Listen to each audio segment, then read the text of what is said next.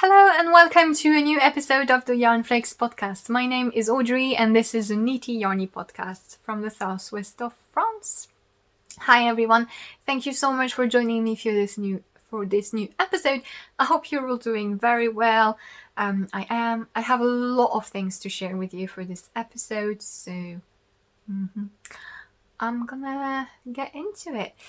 So this is a knitting podcast where I share mainly my knitting and knitwear design creations. So I have a new pattern release to show you. I have 2 work in progress. I have a word on my mystery knit along that is going on at the moment. I have a magazine to show you, which is the latest Pom Pom. And that's about it. I have some yarn as well that I will show you. That's it. I'm gonna start right away. You can find timestamps to all the different sections of the podcast in the description down below. So if you want to skip anything, feel free to look at that and jump ahead if you're not interested in any chatty bit or anything. I also put links to everything that I talk about, as well as my social media and patterns for sale on Ravelry and Payhip. Let's start. So I have just published a new pattern on Ravelry and Payhip. It is not a new design because it's a hat that I released last year on my Patreon page. So I do have a Patreon page where people who would like to support me, or if you would like to buy a pattern for a given month and it's a little bit cheaper that way, I have a Patreon page and I launched it last year in October, and this little hat design was exclusive to the people who joined back then. And so since it's been a year, it is now time to publish it to the world, to the commoners. I'm a horrible person already, and it's like 2 minutes and a half. I'm sorry for my humor, but you get it, right? So, this is the Caliu hat. Caliu means warmth in Occitan, which is the regional language of the southwest of France, not the ocean bit, the inland Mediterranean bit, not Mediterranean, like between Toulouse, around Toulouse, basically. And it means warmth. And it's a hat that is fairly simple. It features a seed stitch and little cable motifs that are put like this in sequence. And it decreases, the cable merge all together, and then you can put a pom-pom if you wish to, or not. And if you don't put a pom-pom, it sort of looks like this. I knitted mine out of leftovers that I had of Retrosalia brusca, which is a worsted weight, but it's a very woolly, rustic, woolen span yarn. So a DK weight, light worsted weight is better for this design. As long as you get gauge. The pattern comes in 5 different sizes. The smallest one can accommodate a child or an adolescent head. There are different charts depending on the size to reproduce a similar motif. You have a chart for the body, you have a chart for the crown. It's charted and written instructions, so if you don't want to follow a chart for the cables, you also have the possibility of reading the written instructions. And it's a fairly beginner, so I have a bun here, so it's not like I can wear it properly, but I'm still gonna try. But yeah, it's a fairly beginner friendly hat because like if you've never knitted cables, they're just 2x2 cables. They're like really, really simple, and you can just You can just learn how to knit them along with this pattern. And I thought it would be fun to have it as autumnal project in case you wanted to make little gifts or everything. I think hats are always really convenient for this. And yeah, so I wanted to have it out publicly now. So yeah, it is very easy and quick to knit, and yeah, I hope you like it. I will put the links to it in the description down below, and if you want to knit it now, there will be 15% off the design for the release. So with the code Caliu, you have 15% off until Sunday. So yeah, that's it. I think I said everything. The colorway that I use of the Bruska story is the 5C, which is this very popular caramel golden ochre color that everyone loves. And yeah, it's just really, really nice. Yeah, I think that's it for this very quick pattern announcement. Now, I can move on to my works in progress. I have 2 new whips that I have just started, and yeah, I'm gonna start with the first one, which is a design that you already know because it's my version of the Tarayuela cardigan. So I presented the cardigan to you in the latest episode, and it is now available on Ravelry and Payhip and Lovecrafts. So the Tarayuela cardigan is a raglan cardigan, a top-down cardigan, which features this little cable motif along the fronts. So yeah. So I hadn't knitted my version because this design was created in collaboration with Lanae Tricot, which is a French yarn shop in Grenoble, in the Alps. And she had the design idea and she asked me to make a pattern out of it. So that is what we did. And I knitted a sample for her, for Anna, but I didn't have time to start my own. And so I did on my way there because Anna was organizing a little event in her shop, and so I took the train.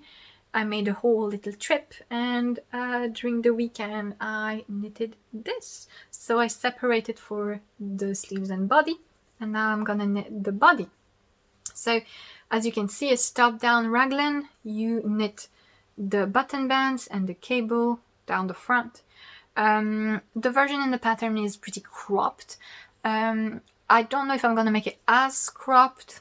I'm gonna see, because I'm knitting a size 3.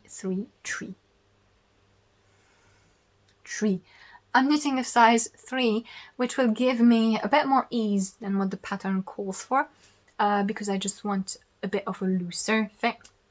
I always do. I always prefer looser fits. And yeah, this is quite funny because I made the pattern to match Anna's idea and style, so it's quite interesting to see that the pattern, to think how the pattern would be if I had made it just myself. I think it would be quite different. I think it wouldn't be as good because it was a little bit of a challenge and I wanted to do something great for Anna.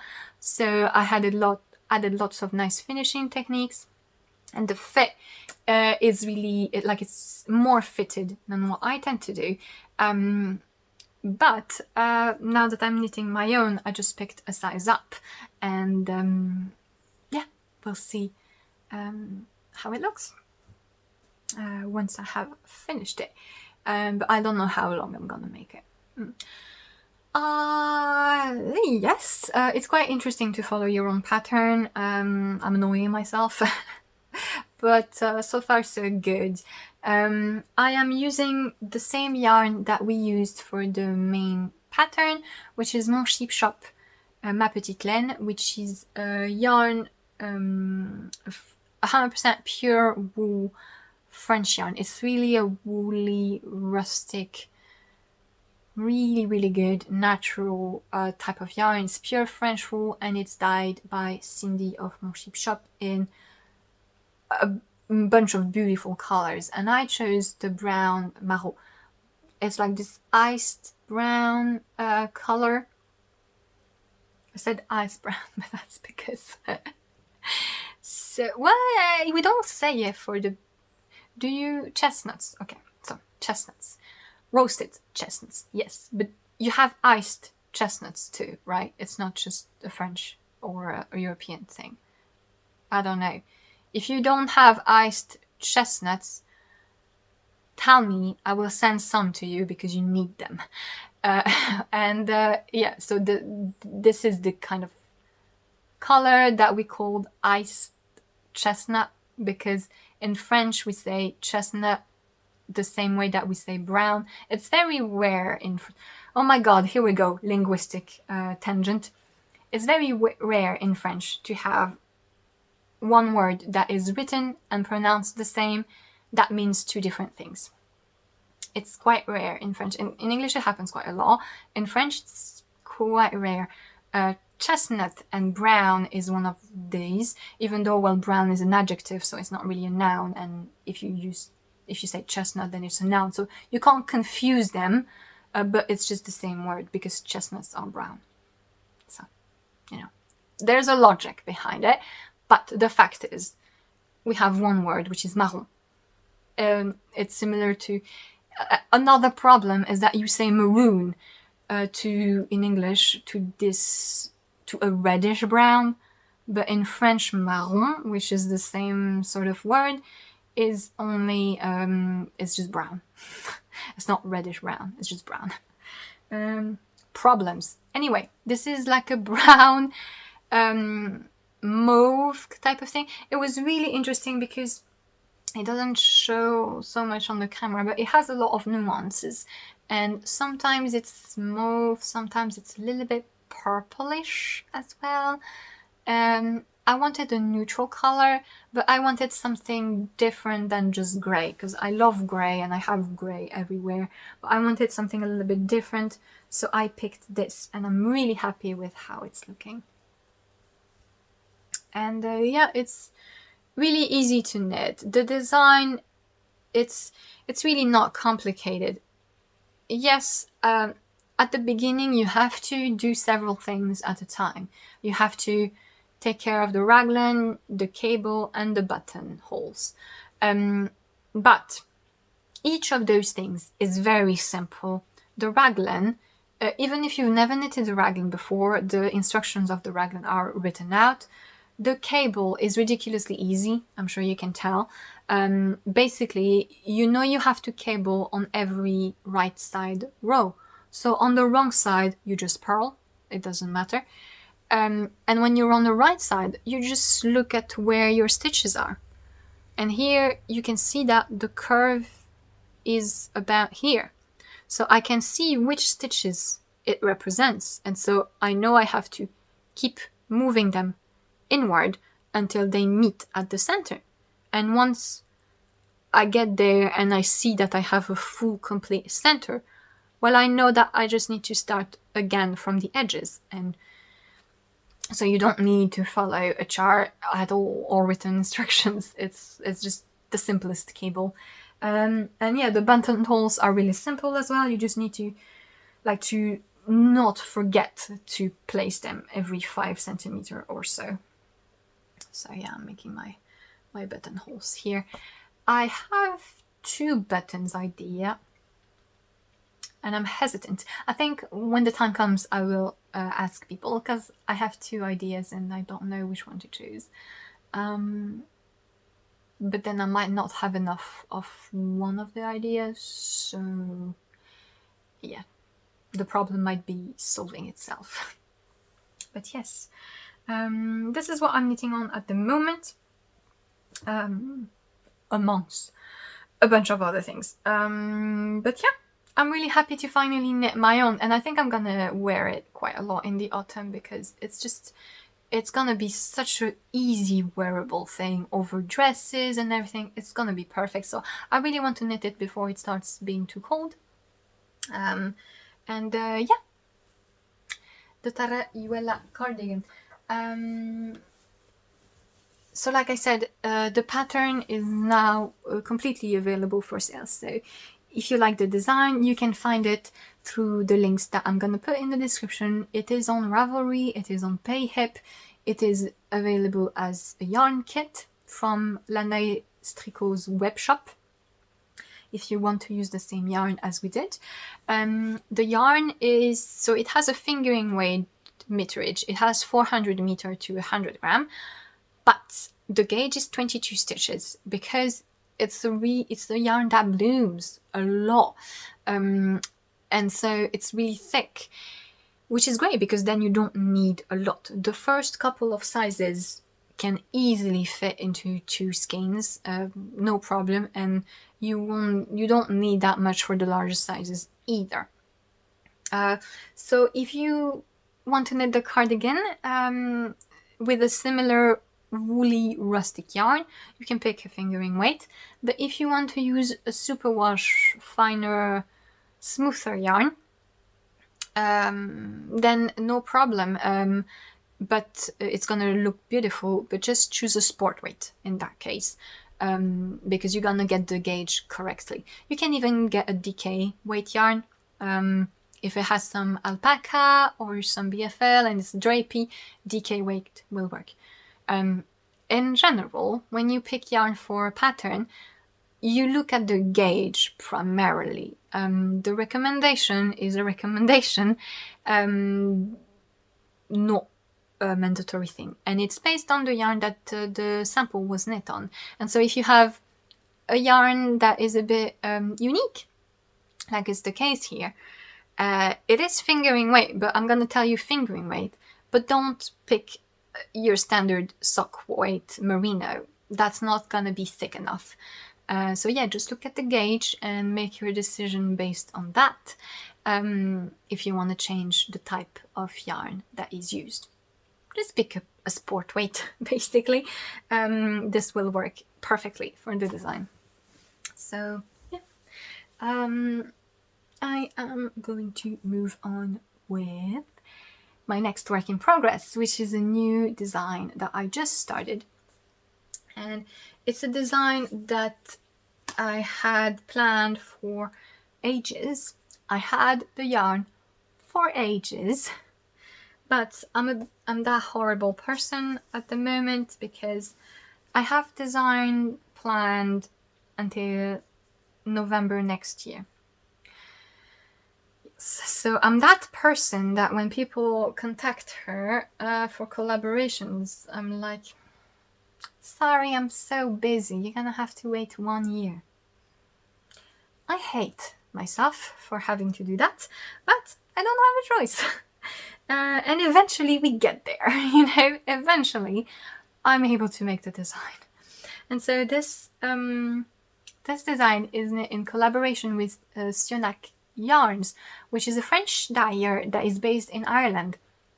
I was gonna make a joke about tax evasion, but that's not funny. Not the case, not the thing. No, just stop with the weird humor. She dyes yarn using plants, using natural fibers. And I am using her DK weight yarn, which is really beautiful. It's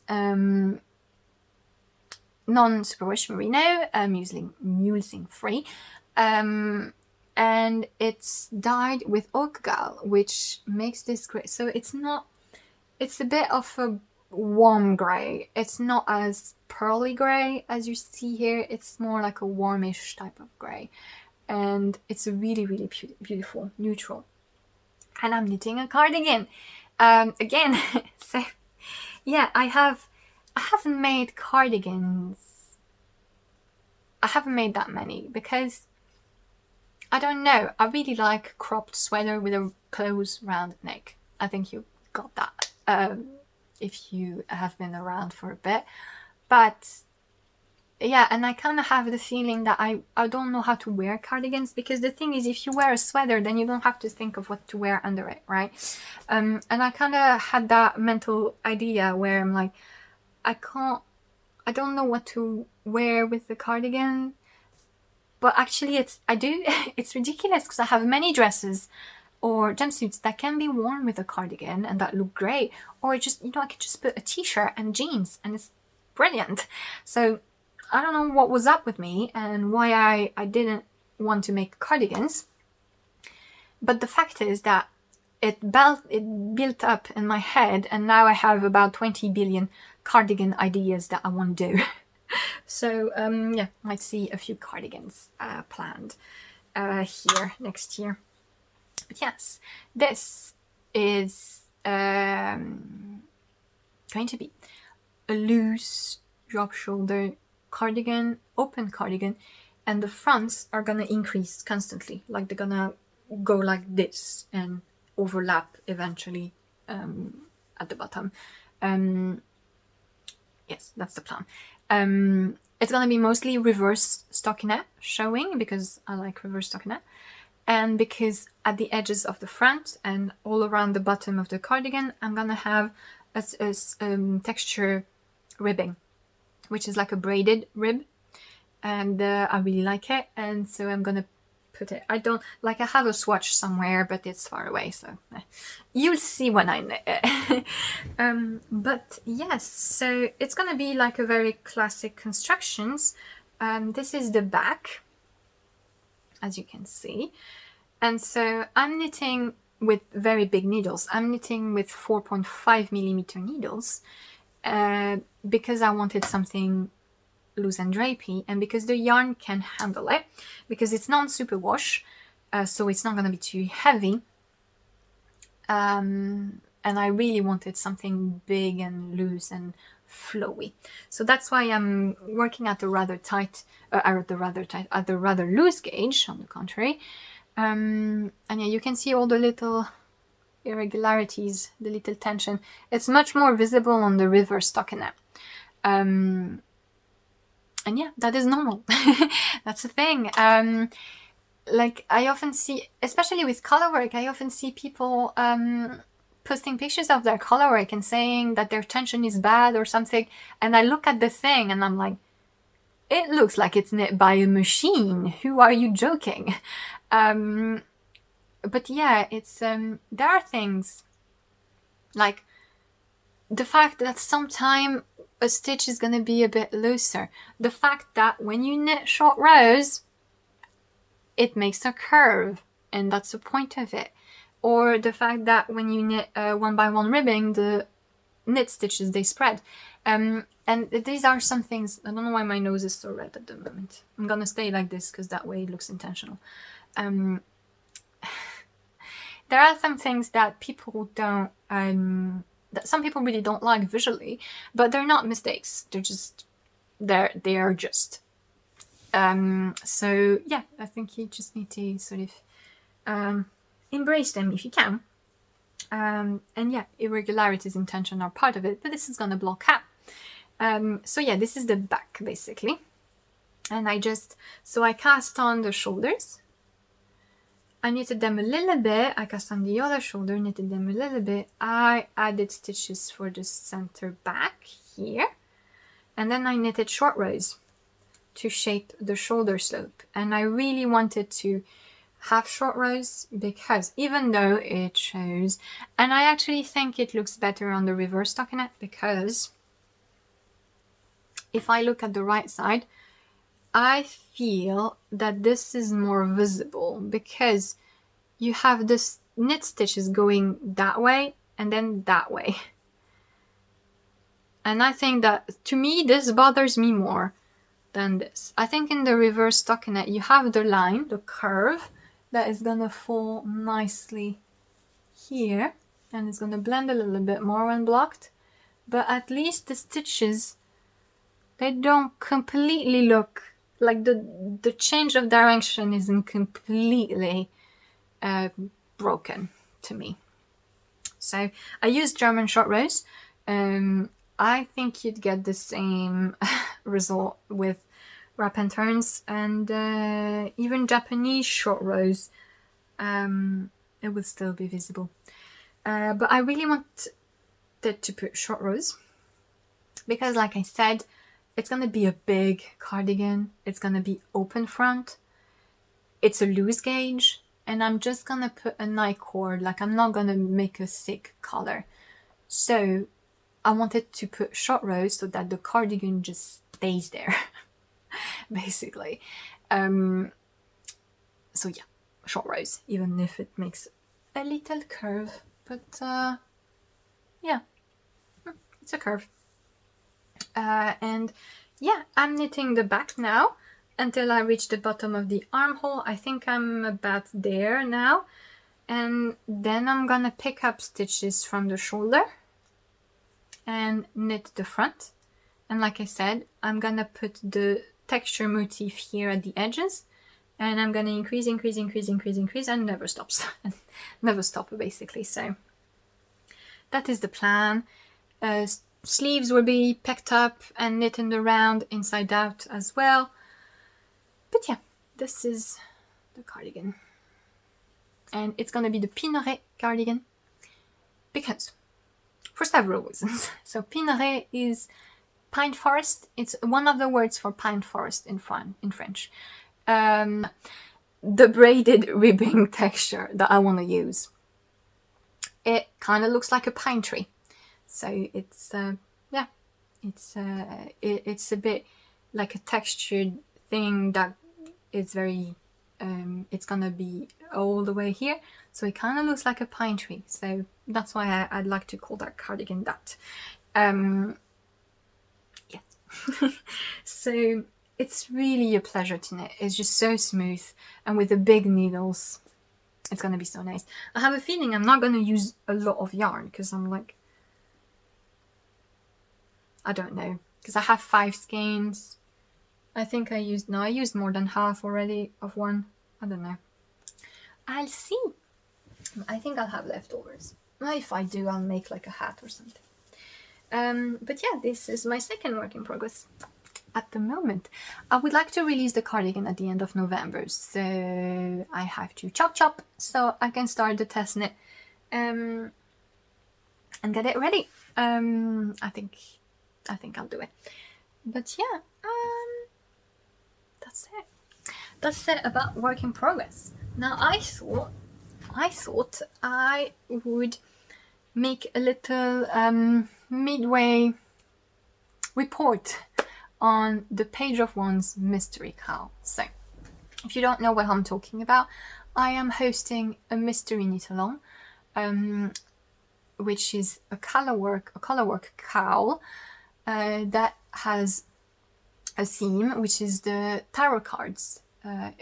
There are motifs in colorwork that represent the 22 cards of tarot, of the major arcana. My throat is not agreeing with me right now. But I have put a video up on my YouTube channel just before the launch of the Mystery Knit Along, which describes the project and everything you need to know about it. So if you're interested in joining the knit along or in the pattern in general, feel free to have a look at that. I will put the link in the description. And yeah, but as you're seeing this video, I just sent clue 4. I think, yeah, clue 4. So there are 6 clues, and basically every week I am revealing one part of the pattern. And so we're about halfway now, and until the end of the month, every week I am releasing a new set of motifs. And so yeah, if you're interested in joining or in getting the pattern, if you like the idea, the pattern is at a discount for the duration of the event. So until the end of the month, until the end of September, the pattern is at a discounted price. Then I will publish the pattern normally, showing you full pictures of it, showing you the design, and it will revert back to its normal price. I thought I would show you the first clue now, because I have shared the clues a bit on my Instagram stories as spoilers, but again, not everyone is on Instagram, rightfully so. And so I thought it might be a good idea to show you the first clue, so you can see for yourself the style of the design. Because the problem with Mystery Knit Along is that you can never be sure that you're gonna like the design, that it's gonna be your style, etc. So I am going to show the first clue of the Mystery Knit Along. So if you don't want to see it, don't look. But if you're curious, if you don't care about the Mystery Knit Along, or if you've been waiting to see the design to decide if you want to get the pattern, I'm going to show it now, basically. So this was the very first clue of the cowl. So in every time there's a line of motif that represents one card of the tarot, basically. And so, like I tried to explain when describing the design, as you can see, there are figurative motifs, but they're not too extravagant. Like if you don't know anything about tarot, it doesn't scream like there's not a giant witch face looking at you, you know. And I actually think that this is one of the most figurative clue of all. So fly, no, leave. I'm like that. You're way too big and loud to stay there. Do you want me to open the window? You know that if I open the window, you're not gonna use it, right? Right, you'll see.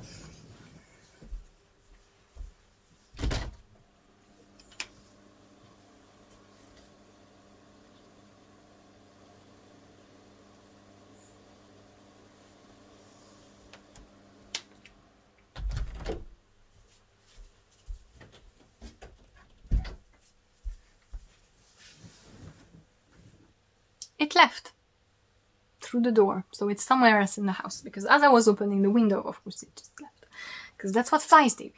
Anyway, tarot cards. I thought it would be fun if I would describe to you what's happening. So in the pattern, every time I describe, I tell you basically this is this card, and I give you a brief description of the card, mainly to explain why I've drawn this motif, so that if you don't know anything about tarot, you can still understand the symbolism behind the motifs. And so I thought I would do that, just that. So in the first clue we had 3 cards. The first one was the Fool. So the Fool is the first tarot card, and the first arcana, major arcana tarot card. Tarot is divided into 2 sections, if you will. You have the first 22 cards, which are the one represented in the cowl, which are like the powerful card, the big theme things, the cards that represent huge event or like important stuff, basically. And so this is what is represented in the card. And the first one of those cards is the Fool. And I've taken with me some of my favorite tarot decks. I have a lot of tarot decks. I collect them because I thought it would be funny to show them to you, because that way, if you don't know anything about it, maybe you can get an idea of just how creative some people can be. There's a lot of different set of cards with different designs, with different interpretations, and so I have just taken 3 of them. This one is like the basic one. It's the Rider-Waite Smith tarot. So there are several systems in tarot. There's the Tarot de Marseille in French. So you say Marseille. It's like a A. It's as if there was a Y at the end. Not Marcel, which is a name. So it's someone's name. Or that's also how we call the white tank tops. Yeah. the tank tops that the Germans wear a lot under their shirt. You know. Sorry, Germans, but that's a fact. But that's not it. It's Marseille, which is an old tarot system. But this one is the one I prefer, and it's the Rider-Waite Smith tarot, and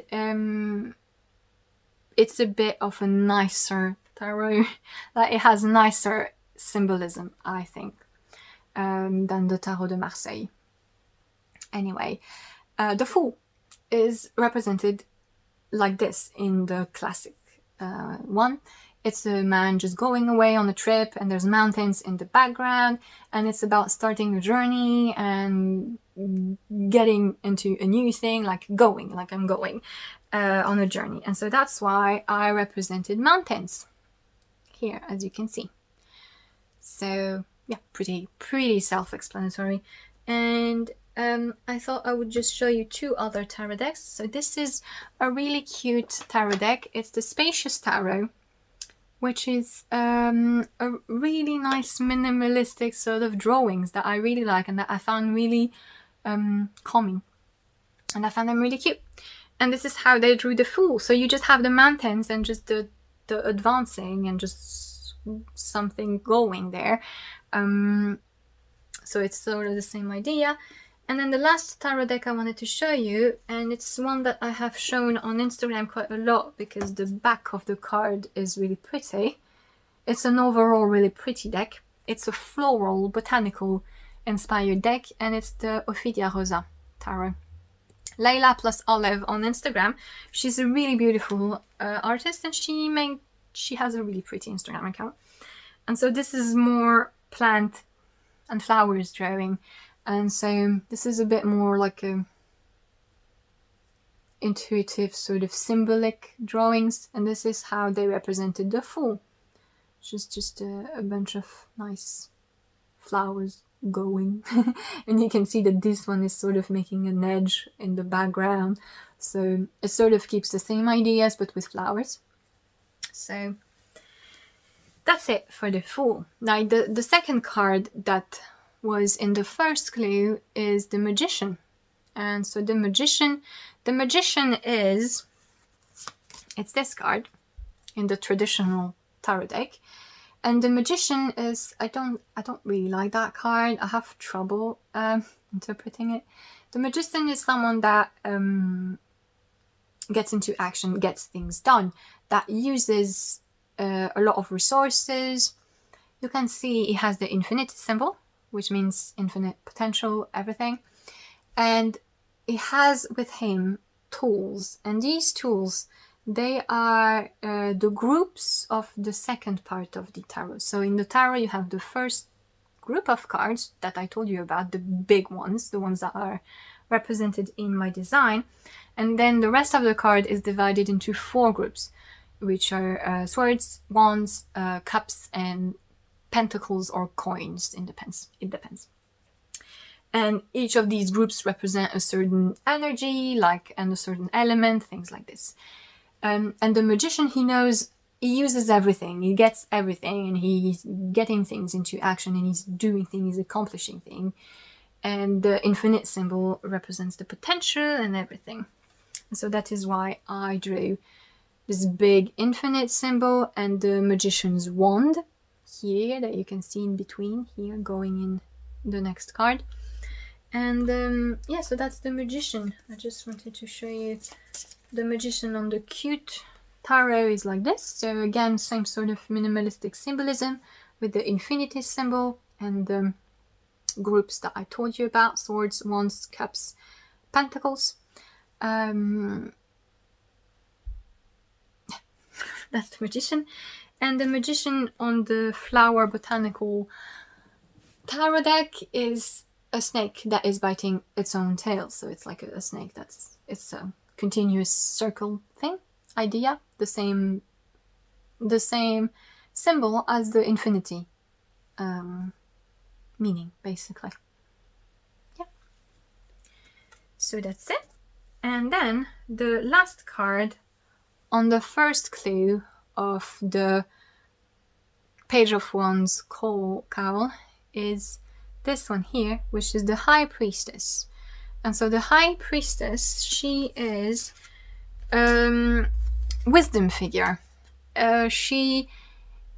It represents ancient intuitive knowledge. She represents secrets.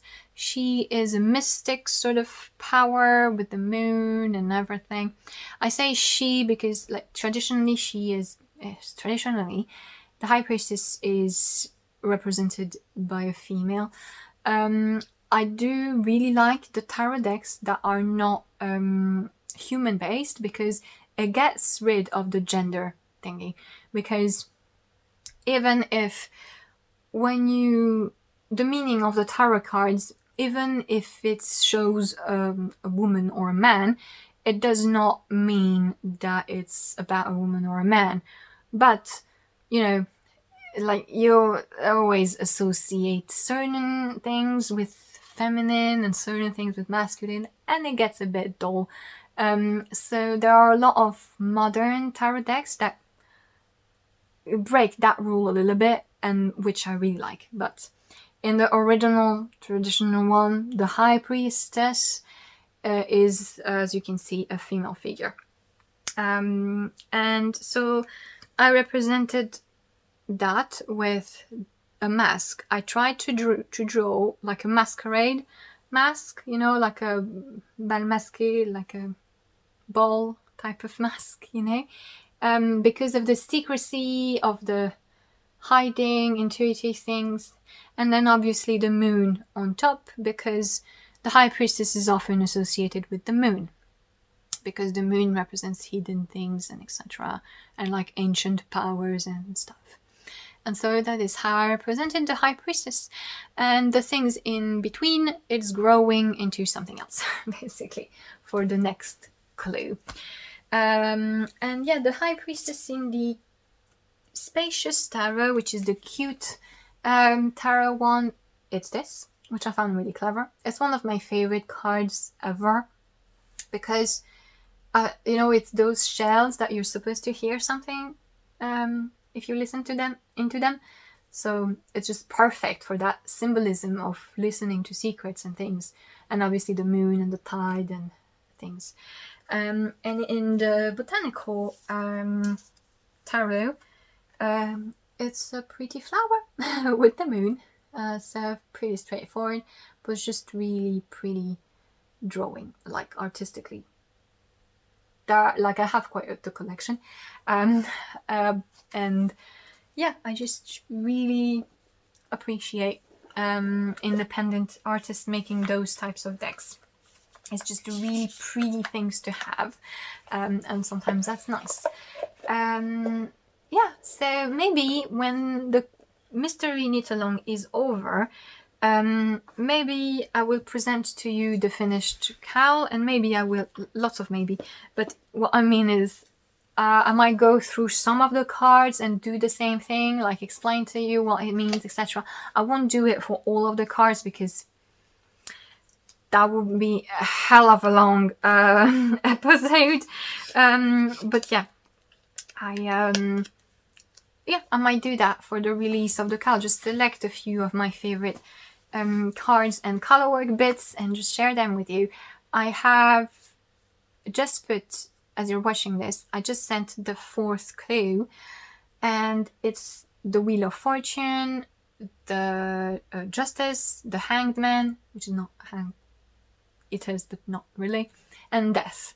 And so Death is not death. Like, whenever in movies or TV series you have the cliche of someone reading tarot cards, and it's always like, oh my god, there's a death card. It doesn't really mean death. It's like a change and rebirth. But I had a bit of trouble representing death in colorwork without making just a plain skull, you know, and I didn't want to do that. So yeah, I'm not super happy with the representation of death, but it's what it is. It finishes in the next clue anyway. But I'll see what people think about it. And yeah, it's been really fun seeing how everyone has been interpreting the motifs. And it's like, there's a lot of times where people on Ravelry or on Instagram, they're seeing things that I didn't put there. But that makes so much sense. Like a lot of times I just put one motif and then I put random things to fill up the spaces, you know, because I didn't want long floats. And these things, they end up making sense, but I didn't see it. And it's just quite funny and interesting to chat along with it. Also, knitting wise, it's really, really cool to see all the different versions. There are some versions that are so dark and moody. So, you know, I really insisted when presenting the knit along. Like, I don't have my contact lenses on. And I see a huge dark shadow somewhere there on the wall. It really looks like it's a big spider, but I can't quite tell. It's not moving so far. Anyway, what was I saying? Yeah, when I presented the mystery in knit along, so if I'm constantly looking there, that's why. When I presented the mystery knit along, I insisted about the contrast, because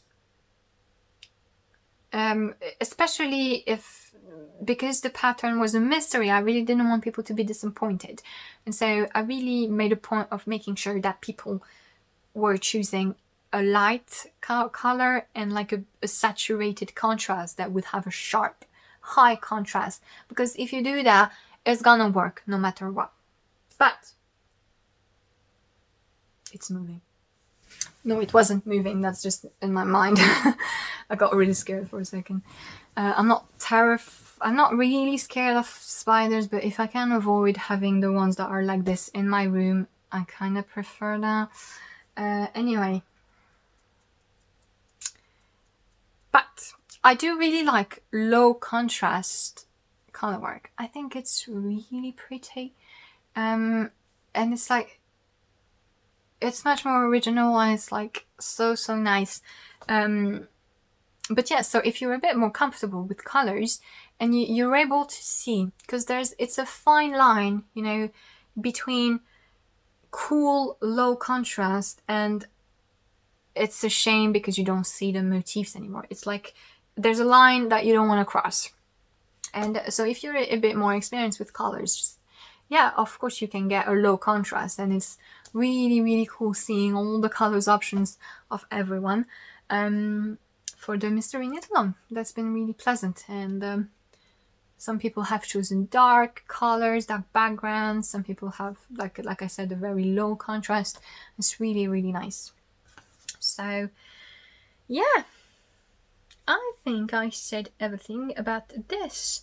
So I just wanted to quickly show you some pretty yarn that I got, because last weekend I have been to a little yarn event in Lana Tricot's yarn shop in Grenoble for the birthday of her shop. I've been there and I've just met a bunch of really cool people, and I'm really happy and thankful to everyone who has come and chatted with me. It was really fun meeting you all. And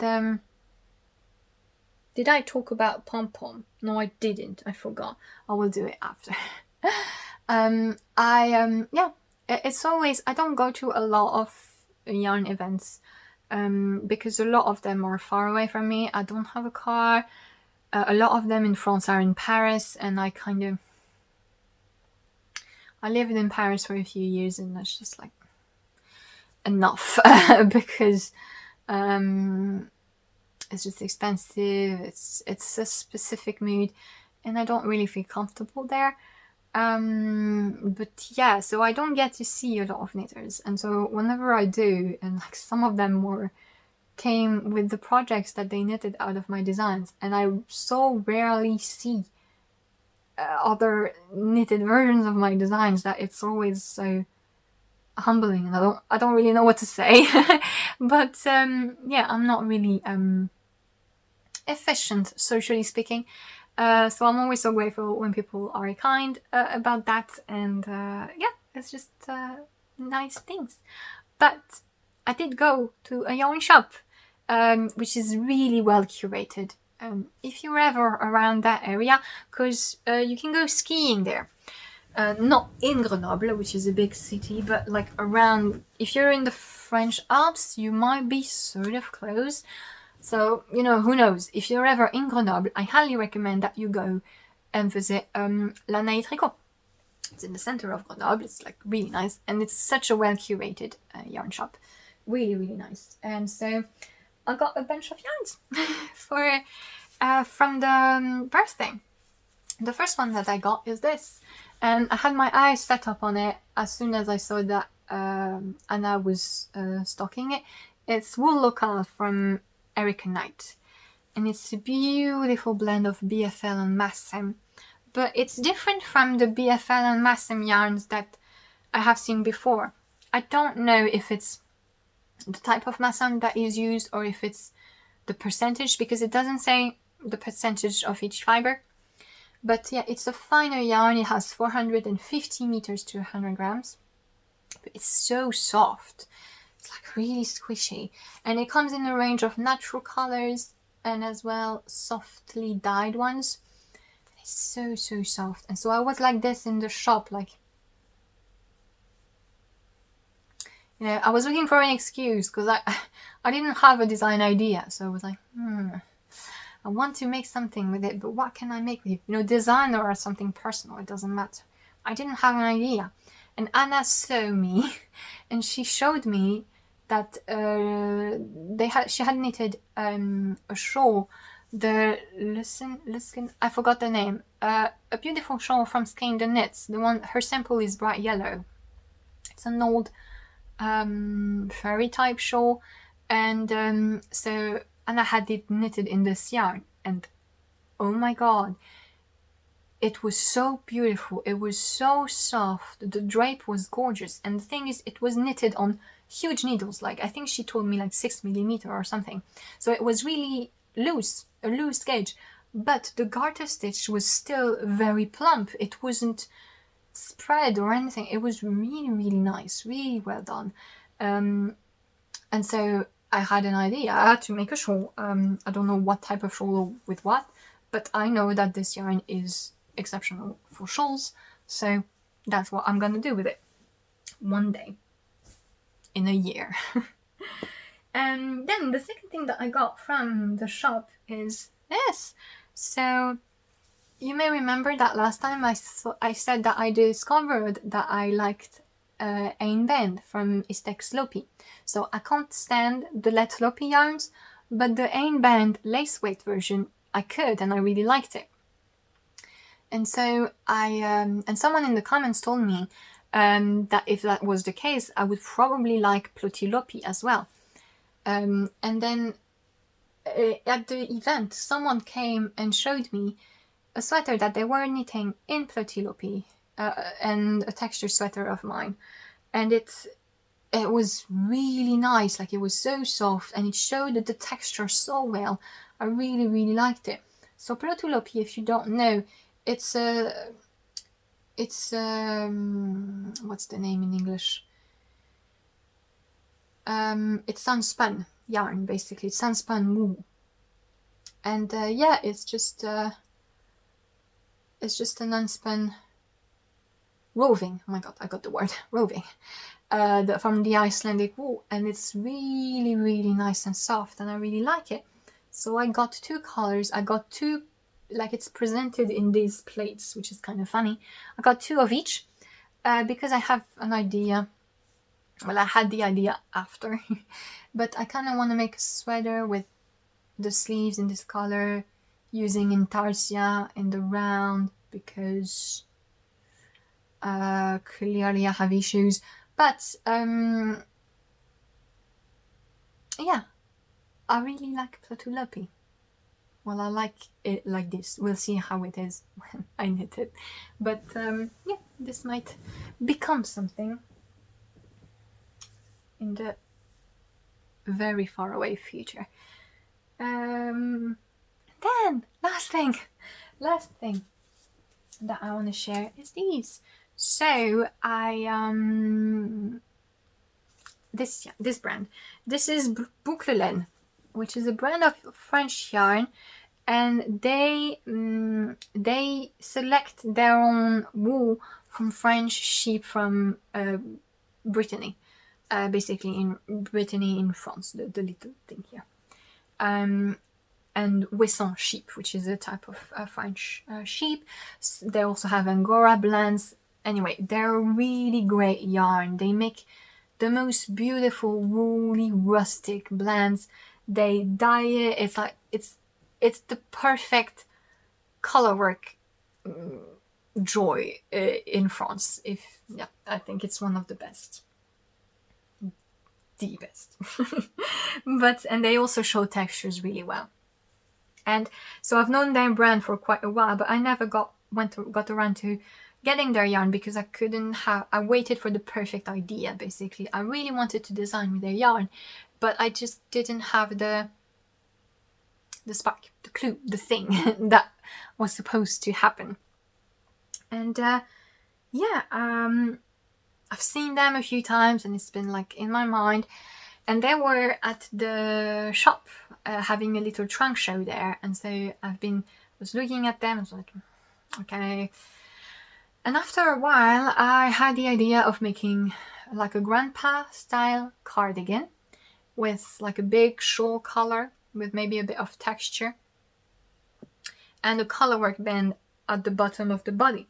And I wanted to knit it for my boyfriend, for Marius. So I wanted it to be, first I intended it to be for my boyfriend, and then I thought, well, I can just wear it as well. So it's going to be like a unisex thingy.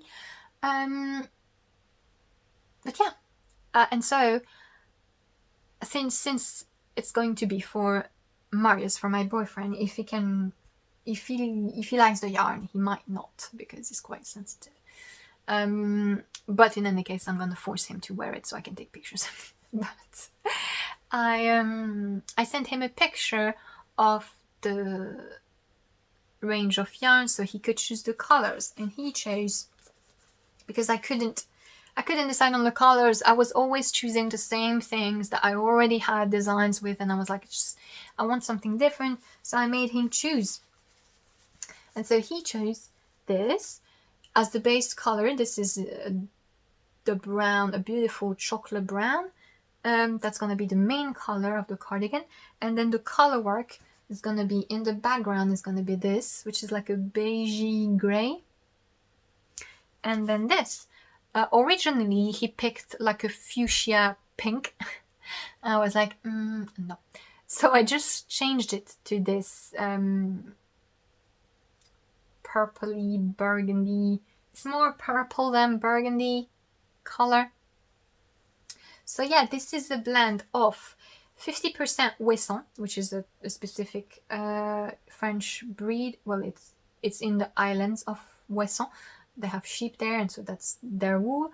25% of a blend of sheep from the area, like woolly rustic sheep, and 25% French merino, which gives a bit of softness. And it's a really nice 2-ply yarn. It's a fingering weight.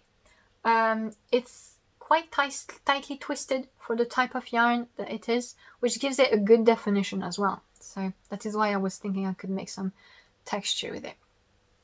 So yeah, Plötulopi. And they were very kind, and they offered me the yarn. It was this situation where I was like, where Lydia Gluck, which was on the stand, which was one of Plötulopi's owner, she said that she would like to make the collaboration with me and just gift me the yarn, like as a yarn support. And I was like, yes, but you have to wait. But yeah, I don't like having such a far away schedule, because it just feels so. I just want to do the collaborations and help the people and support them. And like when someone presents me their yarn, I'm like, yes, I want to do something with it right away. And I'm like, no, because I already said that to other people 6 months ago. And so yeah, it's just but yeah, so she was kind enough to still agree, and we're gonna make a collaboration together next year then, and I can't wait because it's gonna be really nice, and I need to find the time to force my boyfriend Marius to wear it. It's kind of like a schedule because we don't live together, we are long distance, he lives in Romania, and so we kind of have to schedule the things so that we are together when I have the sample, when we can take pictures of the things that I want him to wear for the designs. But yeah, that's it. That's it for all the yarns I wanted to show you. And so I think I'm gonna end this podcast with Pom Pom, with the cherry on the top, the cherry on the cake, the icing on the cake. We say cherry on the cake in French, but that's not how you say it in English, right? It's icing on the cake. Cherry on top, isn't it? That works. Anyway, you get it. Pom Pom! So last episode, I mentioned that I was very, very happily part of this issue of Pom Pom, which is this autumn issue, number 34. It's cast edited by Ocean Rose, which is a UK-based natural dyer. And I'm so happy. And I just received my copy, and I am absolutely so pleased. So this is Atlantica, the sweater that I designed for this issue. And yeah, you have the two versions of it. And I talked about the pattern at length in latest episodes, so I'm not gonna go over it again. However, I do want to share my favorite patterns of the issue, because like the whole collection is really beautiful and really cohesive. I really like what they did in terms of the pattern selection and of the mood in general, but also because they had to handle all this and do the pictures during lockdown. So everyone took pictures of themselves wearing the knits at home. The editors and some other models for the magazine, and I thought that was really, really nice. So, and like the result is so on point. First of all, I think my favorite pattern of the bunch is the cover pattern. It's just, I love intarsia. I think it's just very interesting, and this is so brilliantly used. So it's knit this way, and we don't see a lot of stuff like this that has that psychedelic sort of thing, and it's like really, really nice. I like the color that's original as well. It's just a really, really cool design. Then I really like this, which is a design of a cable tunic, and like you can make it quite long as almost like a dress, or like if I were to make it, I would make it shorter, because like dresses and tunics, my hips don't agree with this. But yeah, it's fairly simple cables, but the yarn is knitted with, and the gauge and the overall thing is just so cozy. And my other, like, you have some accessories obviously as well, like this textured shawl, which is really cool. And then last but not least of my favorite is Aura Light, which is by the Petite Knitter, which I really like her work. And this is so clever. It's so nice and original and elegant at the same time. It's unique, but it just looks so classy and so easy to wear, and I really like that. So yeah, it's a really nice issue. There's also a cheesecake which is calling me, but yeah, I'm really, really happy to be part of this. I haven't had the chance to look into the editorial content just yet, but I will. I really always like the Pom Pom issues. They're so nice and well put together, and I really like this one. And I just wanted to show it to you a little bit, since I talked about it last time, but I didn't have it with me. So now that I do, I just wanted to show it off. And yeah, that's it. I think that's about it for this episode. Quickly, though, to finish, my hair. So, I know it's weird. I know. Just relax. I like to change things, okay?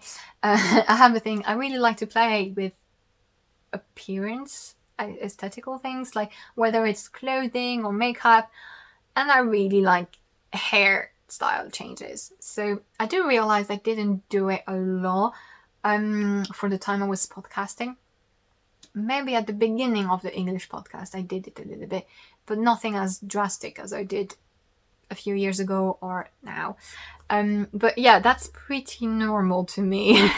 I know a lot of people, when it's about changing your hair or anything, it's like such a big deal, like it must represent something and you must have something happening. No, I just find it really fun. So it's often the case with me.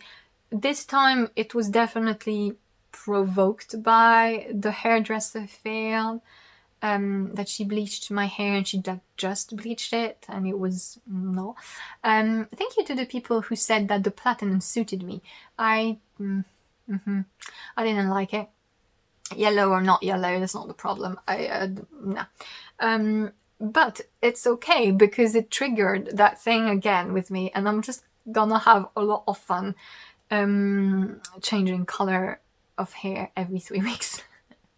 So yeah, and especially with the color, it's kind of funny because you can play around and you think you have a certain hair tint, and so if you want to achieve an end result, you have to play around and use like complementary colors. It's quite fun, really, and I like doing it. So yeah, in the upcoming months, you might see me going through a bit of a rainbow, but that's it.